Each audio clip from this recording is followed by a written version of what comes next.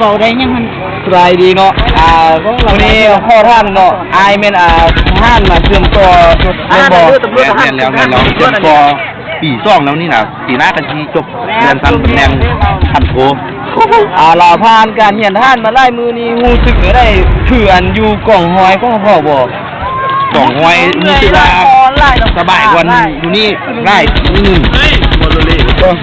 ก็ได้เนาะเจ้าแม่นพนักงานเก็บกูระเบิดมาเชื่อมต่อมันบ่บ่แม่นเก็บแป๊ก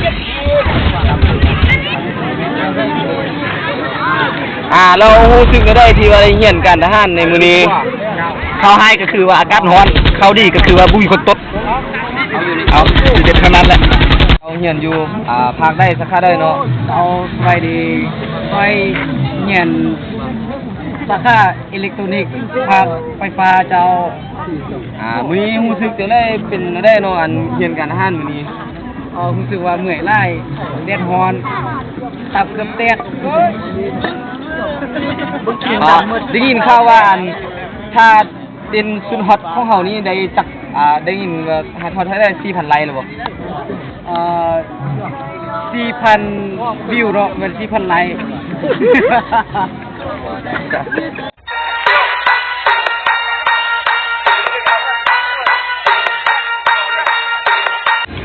สบายดีเนาะบาปกับของห้องเนาะ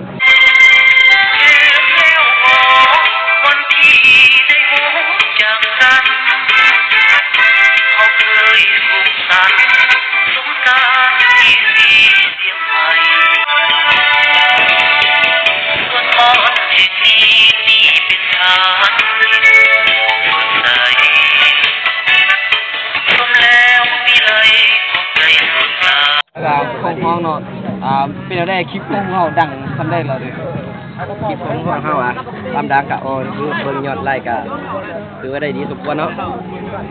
ต่อไปกะอยากให้ทั้งผู้ชมและแฟนๆติดตามเบิ่งคลิปต่อไปของพวกเราเนาะ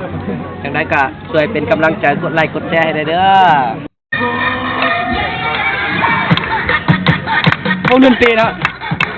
เดี๋ยว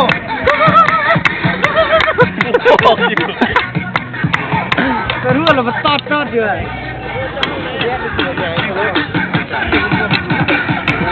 พวกดนตรีพวกดนตรีเฮ้ยเอามูจุดไปของมอได้ไหมคนมันก็ไล่พ่อนะกูก็อายไปนะมึงเดี๋ยวแม่มาเต้นเราชอบน่ะชัดเลยเป็นอะไรวะต้องมีเจ้าจ้าได้มือต้องมองไว้มือต้องมองไว้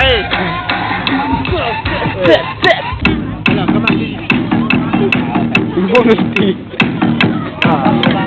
ดีเจก็พวกดนตรีเนี่ยเขาจังหวะยัดเท้านะกำลังเขาจังหวะเฮ้ยเขาพูดอะไรคนเตะอะไรดีเจมาตายมันไปบ่ได้บ่เครื่องนึงก็ไป2-3 บาทแล้วนะเปลี่ยนมาค่านี้เฮ็ดละเอียดโกงเลยเอาหัวพร้อมนั่นแหละอะไรก็คือจะเป็ดนี่สิวะ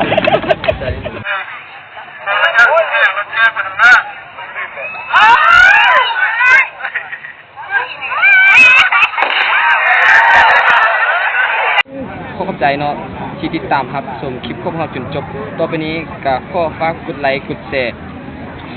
คลิปของเราเด้เพื่อเป็นกำลังใจให้พวกเราต่อไปนี้ก็ฝากติดตามYouTube ของเราเนาะล่าโออิชิกด Subscribe ให้เด้เนาะ